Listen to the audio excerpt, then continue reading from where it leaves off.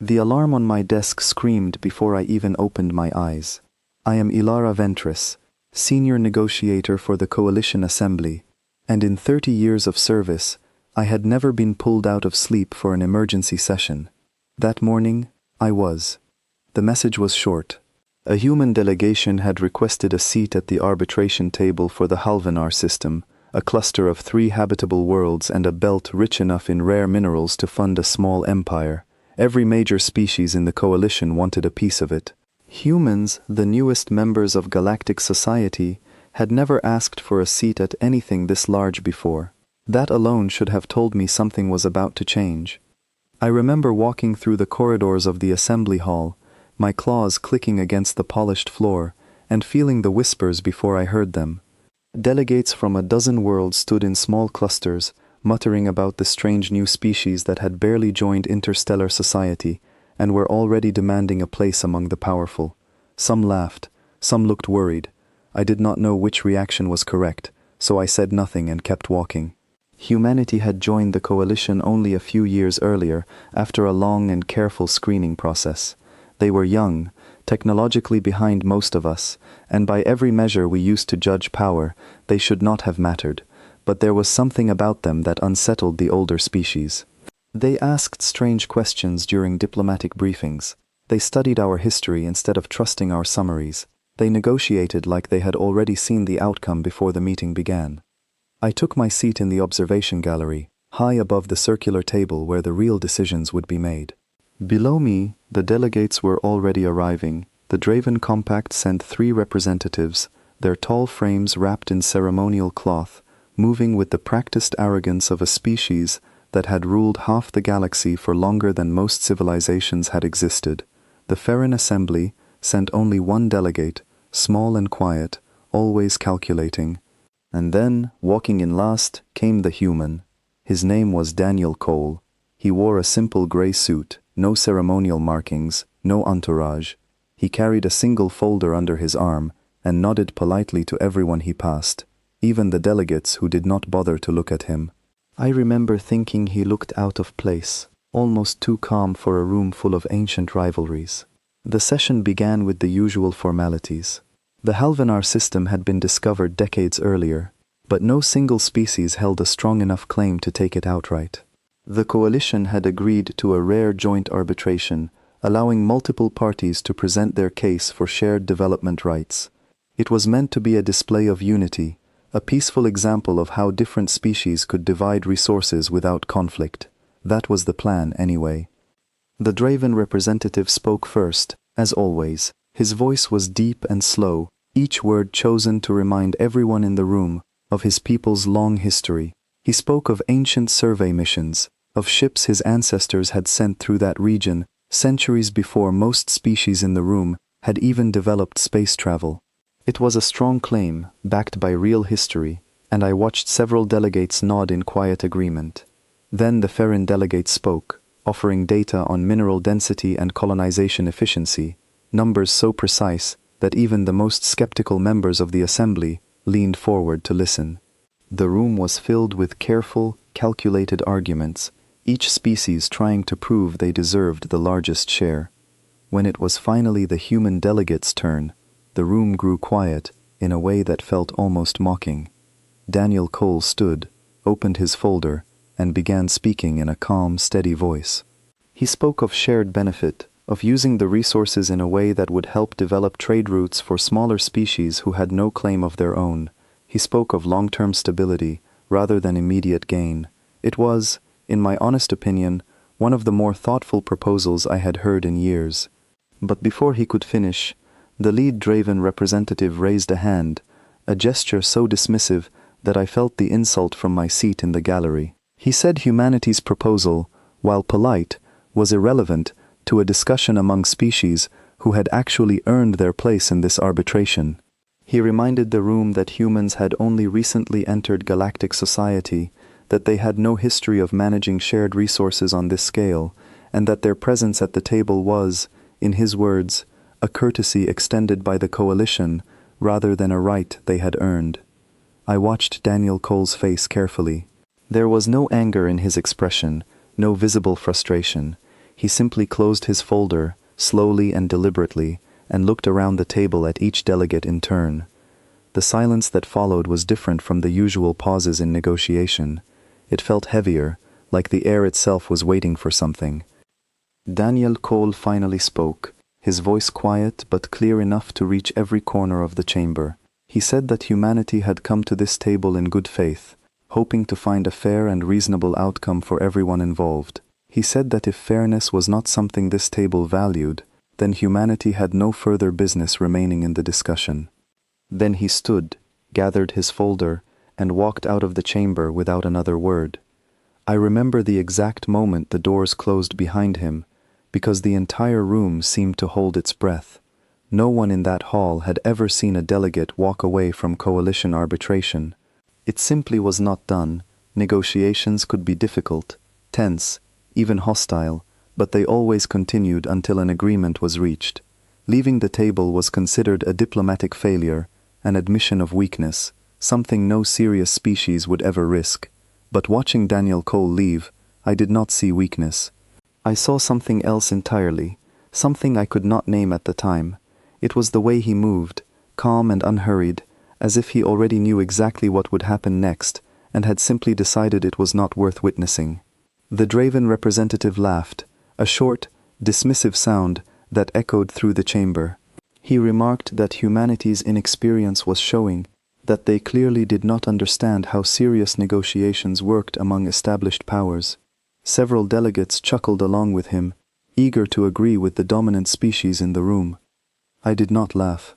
I sat quietly in the gallery, watching the closed doors where the human delegate had exited, and felt a strange, cold feeling settle over me.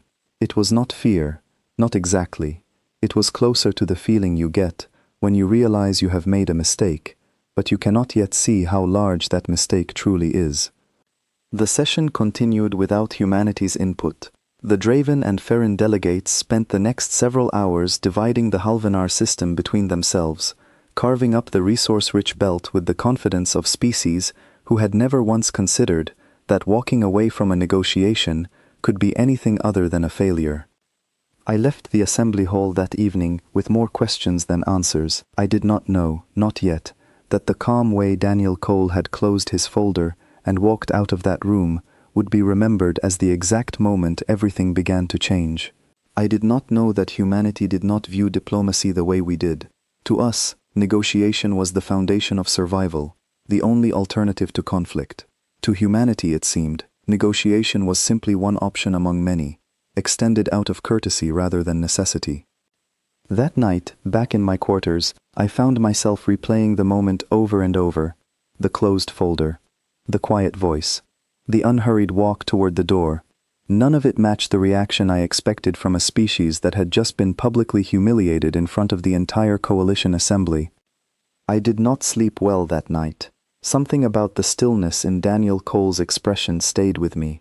A stillness that felt less like defeat and more like patience. And patience, I would soon learn, was the one thing my people had never learned to fear. Within a day, reports began to trickle in from trade stations near human-controlled space. Nothing dramatic, no warnings, no formal announcements, just small, quiet changes that most delegates dismissed as routine administrative adjustments. I was one of the few who noticed how quickly those changes were spreading and how deliberately they seemed to be timed. I did not know it then, but the coalition had just made the first mistake in what would become the most important lesson in modern galactic history. We had assumed that humanity needed the negotiation table as much as we did. We were about to discover exactly how wrong that assumption truly was. The morning after the arbitration session, I arrived early at the assembly building, hoping to catch any updates before the daily briefings began. Instead, I found the halls unusually quiet. The usual chatter between junior diplomats was missing, replaced by a strange, uncertain energy that seemed to hang in every corridor. I asked a passing aide what had happened, and she simply shook her head and told me to check my messages. The first report came from a logistics officer stationed near the outer trade routes. 3 human cargo escorts, which had been providing security for a shared supply line between the Ferrin Assembly and a smaller allied species, had quietly withdrawn without any formal notice. No threats, no demands, no explanation beyond a brief, polite message stating that the escorts were being reassigned. At first, this seemed like a minor inconvenience. The Farron Assembly had other resources they could redirect to cover the gap. But within hours, more reports followed. A joint patrol along a disputed border, one that had relied heavily on human ships due to their advanced sensor technology, was suddenly operating at half capacity. Again, no warning. Again, no explanation beyond a short, courteous notice. I remember sitting at my desk, staring at these reports, and feeling that same cold sensation from the night before returning, stronger this time. These were not random events. They were too precise, too well timed to be coincidence. It felt less like humanity was reacting out of anger, and more like they were simply stepping back, quietly and deliberately, from responsibilities they no longer felt obligated to carry. By midday, I decided to visit the human embassy myself, hoping to get some clarity directly from their diplomatic staff. The embassy was smaller than most others in the district, a simple, unassuming building that reflected the same understated style Daniel Cole had shown during the arbitration session. I was greeted at the door by a young human woman named Laura Whitfield, who introduced herself as a junior attaché.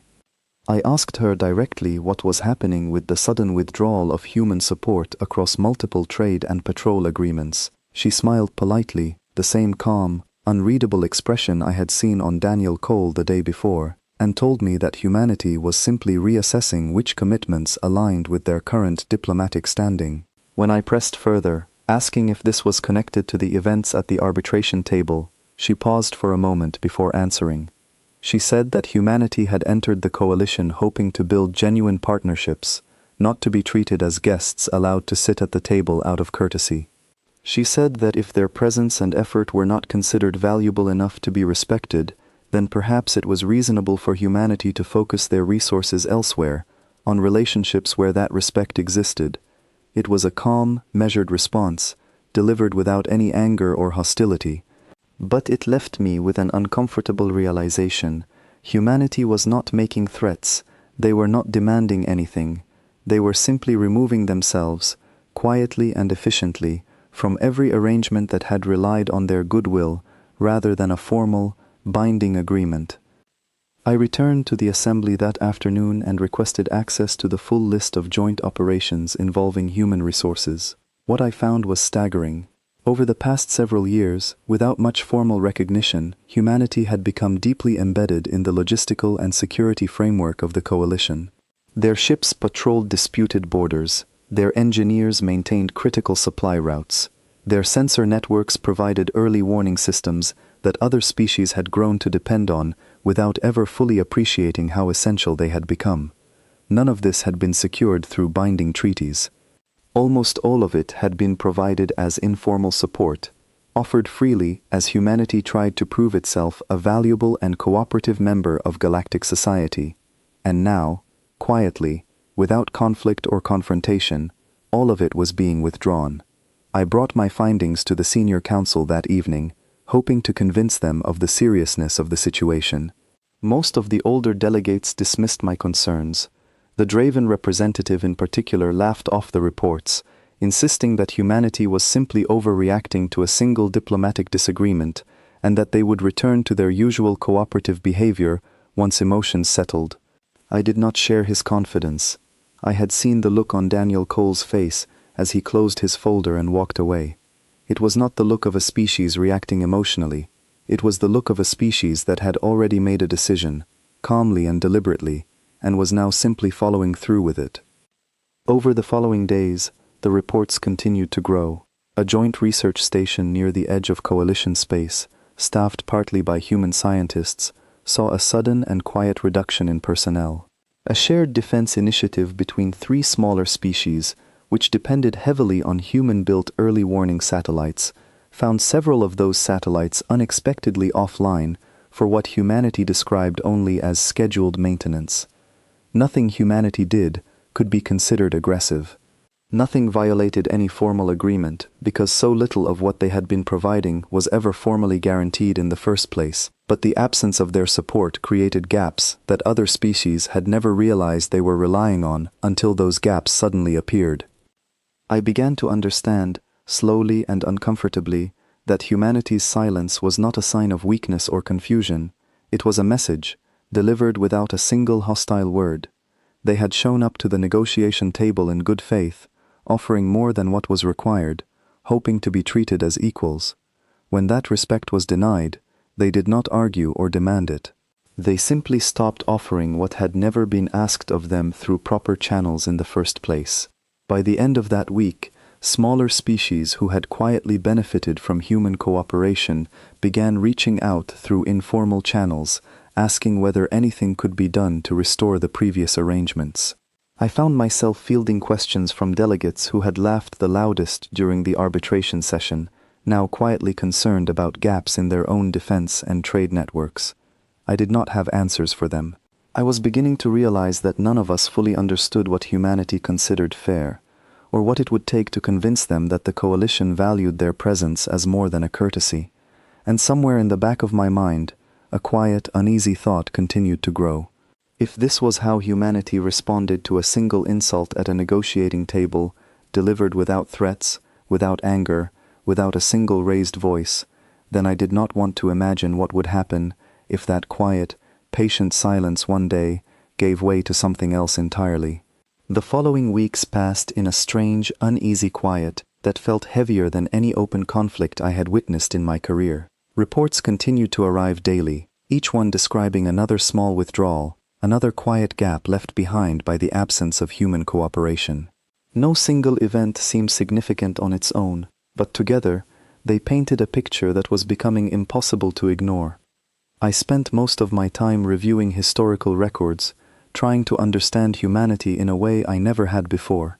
Like most coalition diplomats, I had only studied the summarized reports prepared for new member species, documents designed to explain basic customs and communication styles, rather than deeper cultural or historical context.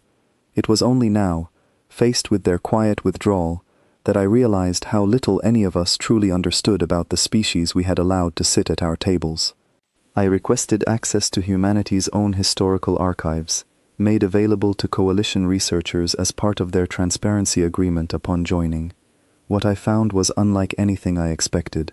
Human history was filled with long periods of careful diplomacy, patient negotiation, and genuine effort to avoid conflict whenever possible.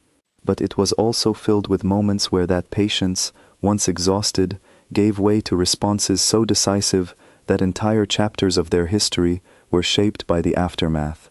I read accounts of human leaders who spent years attempting peaceful resolution before finally deciding that further negotiation was no longer possible. I read about conflicts that began only after every reasonable alternative had been exhausted, and about the sobering outcomes that followed once humanity determined that words alone would no longer resolve a disagreement. There was a pattern to it, one that repeated across their history with remarkable consistency. Humanity valued negotiation deeply, but only for as long as it was treated as genuine and mutual. The moment that mutual respect disappeared, so did their patience for continuing the conversation. I brought these findings to a private meeting with several senior coalition officials, hoping to encourage a more cautious approach moving forward.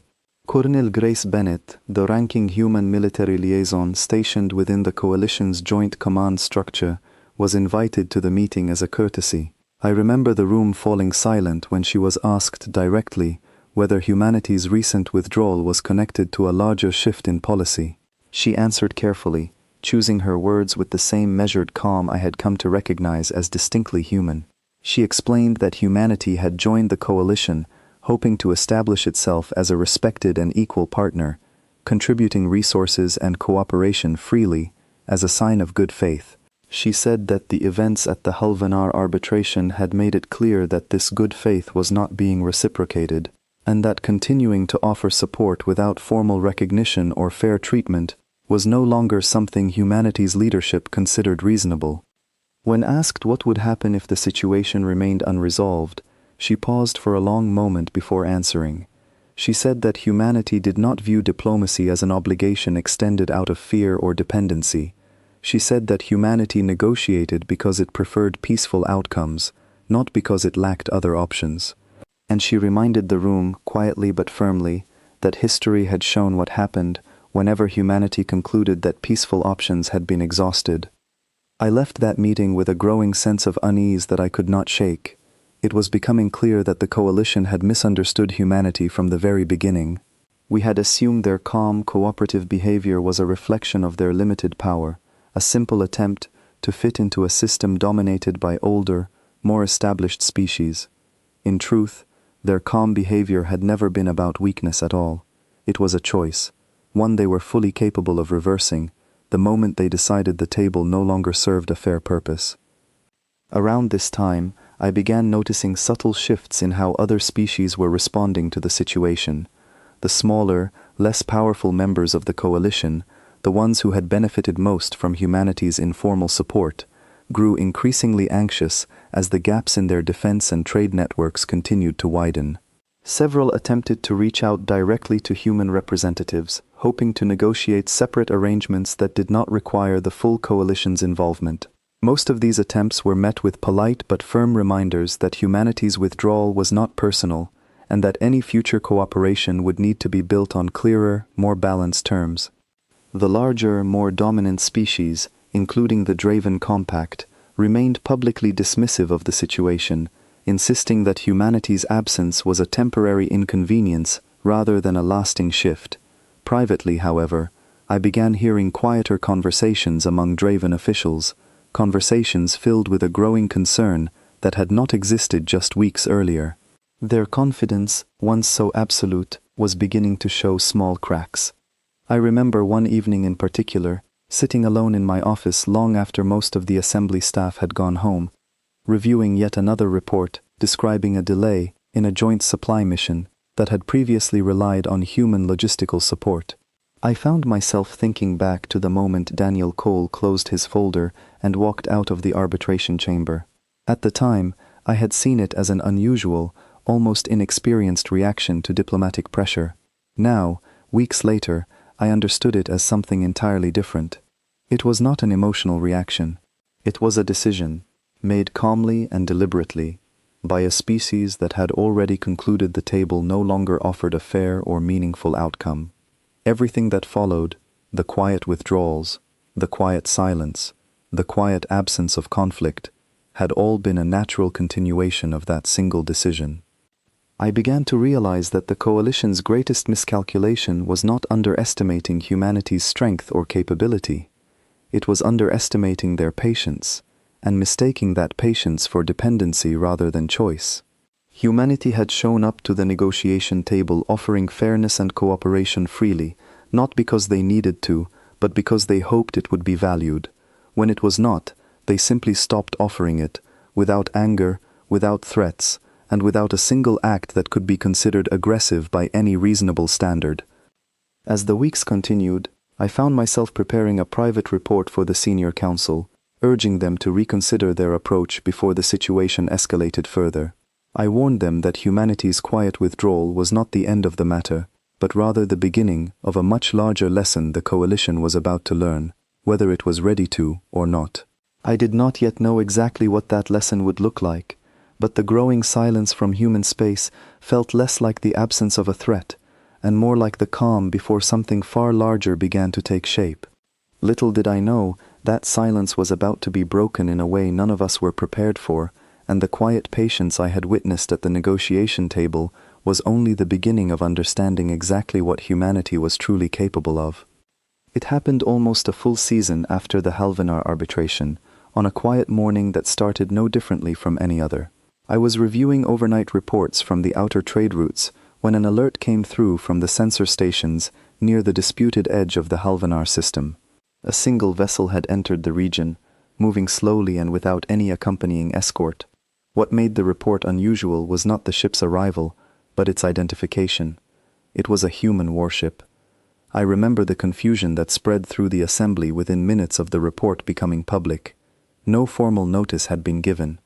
No diplomatic channel had been used to announce the ship's arrival. It simply appeared at the edge of the contested system, drifting into position with no accompanying communication of any kind.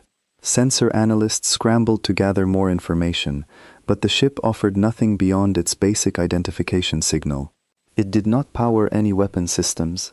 It did not attempt to establish contact with any nearby stations. It simply held its position at the edge of the system, silent and unmoving, exactly as if it were waiting. I remember Colonel Grace Bennett being summoned to an emergency session shortly after the report reached senior coalition officials. When asked to explain the ship's presence, she offered a calm, measured response that did little to ease the growing tension in the room. She said that the vessel had been authorized to monitor the region following the breakdown of the earlier arbitration talks, given that the fairness of any final agreement remained unresolved. She added that the ship carried no offensive orders, and that its presence was simply a demonstration of humanity's continued interest in the outcome of the Halvanar dispute. It was a simple explanation, delivered without hostility, but it did little to calm the unease spreading through the assembly. A single warship, sitting quietly at the edge of a contested system with no clear intentions, proved far more unsettling than any show of open aggression could have been. At least aggression could be understood, predicted, responded to. This quiet, patient presence offered nothing to react against, no clear threat to counter, no obvious demand to satisfy. Over the following days, I watched as delegates from every major species debated how to respond. The Draven Compact pushed for a strong show of force, insisting that allowing a single human ship to sit unchallenged at the edge of contested territory would be seen as a sign of weakness. Others urged caution, pointing out that no formal violation had occurred and that any aggressive response risked escalating a situation that remained, for now, entirely peaceful. I found myself called upon once again to offer insight into humanity's likely intentions, given my earlier research into their history and negotiation style. That I explained to the Council that, based on everything I had learned, this was not a prelude to conflict. It was a demonstration, a quiet reminder that humanity no longer needed the Coalition's approval to protect its interests in a region it had once been willing to share fairly. I reminded the Council of the pattern I had discovered in humanity's history, the long periods of patient diplomacy, followed by decisive action only once that patience had been fully exhausted. I explained that the ship's silence was not a sign of hesitation, but of confidence, a demonstration that humanity was prepared to wait indefinitely if that was what fairness required, without any need to justify its presence to anyone. Despite my warnings, tensions continued to rise. Several smaller species, fearful of being caught between a potential confrontation involving humanity and the more dominant powers of the Coalition, began quietly withdrawing their own support from the region, unwilling to risk their limited resources in a conflict they wanted no part of. The very balance of power that had defined the Halvanar dispute for months was shifting, not because of any direct action from humanity, but simply because of their calm, unwavering presence. I remember requesting a private audience with Colonel Bennett during this period, hoping to better understand what outcome humanity was truly hoping to achieve. She met with me in a small, quiet office within the human embassy, the same understated setting I had grown familiar with since my first visit weeks earlier. I asked her directly what humanity wanted from this demonstration. She considered the question for a long moment before answering, her expression calm but thoughtful. She explained that humanity was not seeking to claim the Halvanar system by force, nor were they attempting to provoke a larger conflict. What they wanted, she said, was simple. They wanted the Coalition to recognize that fairness could not be selectively applied, offered generously to older, more established species, while dismissed entirely when it came to newer members who had proven themselves willing to contribute in good faith. She reminded me that humanity had never asked to dominate the negotiation. They had asked only to be treated as equals, capable of contributing meaningfully to a shared outcome. When that request was denied, humanity chose not to fight for recognition through conflict, but to demonstrate, patiently and without aggression, exactly how much the Coalition had come to rely on their quiet, consistent support. I left that conversation with a clearer understanding of the situation, but also a deeper sense of unease. Humanity was not trying to conquer or intimidate. They were simply waiting, patiently and calmly, for the rest of the galaxy to recognize a truth that had been ignored for far too long. And in that patience, I began to understand, lay a strength far greater than any weapon or fleet could ever represent. As the days turned into weeks, the single warship remained at the edge of the Halvanar system, unmoving and silent, a quiet reminder of a lesson the coalition was only beginning to understand. And though no shots were fired, no threats exchanged, I could feel, more clearly than ever before, that the galaxy itself had begun to tremble under the weight of that patient, unwavering silence. The pressure finally reached its breaking point during an emergency session called by the Senior Council, 3 weeks after the human warship first appeared at the edge of the Halvanar system. By this time, the situation had grown far too significant to be resolved through quiet diplomatic channels alone. Trade routes across multiple regions had been disrupted by humanity's continued withdrawal of informal support. Smaller species were growing increasingly anxious about their own security, and even the Draven Compact, despite their public confidence, had begun quietly requesting updates on the situation through private channels. I was asked to present my findings once more, this time to the full Senior Council, rather than a smaller private gathering. I stood before representatives of nearly every major species in the coalition and explained, as clearly as I could, everything I had learned about humanity's history, their approach to negotiation, and the quiet but deliberate nature of their recent actions. I reminded the Council that humanity had not violated a single formal agreement throughout this entire situation. Every withdrawal, every quiet absence, had been carried out within the boundaries of what had originally been offered freely, without obligation. Their warship remained at the edge of the contested system without engaging in a single hostile action, and yet, despite this restraint, the impact on the coalition had been more significant than any direct confrontation could have achieved. I explained that this was, in itself, the lesson humanity was trying to teach us. Power did not always need to be demonstrated through conflict. Sometimes, the greatest demonstration of strength was simply the ability to withdraw support, calmly and deliberately, and allow others to feel the full weight of that absence. After my presentation, a long and difficult debate followed among the Council members. Some still argued for a stronger, more forceful response, insisting that allowing humanity's quiet actions to go unanswered would set a dangerous precedent for future negotiations. Others, increasingly aware of the practical consequences already being felt across the coalition, argued for a more conciliatory approach, one that acknowledged the mistake made during the original arbitration session. In the end, it was Colonel Grace Bennett, invited once again as a courtesy to the human delegation, who offered the path forward that ultimately settled the debate. She proposed a new round of arbitration talks, this time structured differently from the original session. Rather than allowing dominant species to speak first and set the tone for the discussion, every delegate, regardless of species or historical influence, would be given equal opportunity to present their case from the very beginning. It was a simple proposal, but one that carried significant weight given everything that had unfolded over the previous weeks.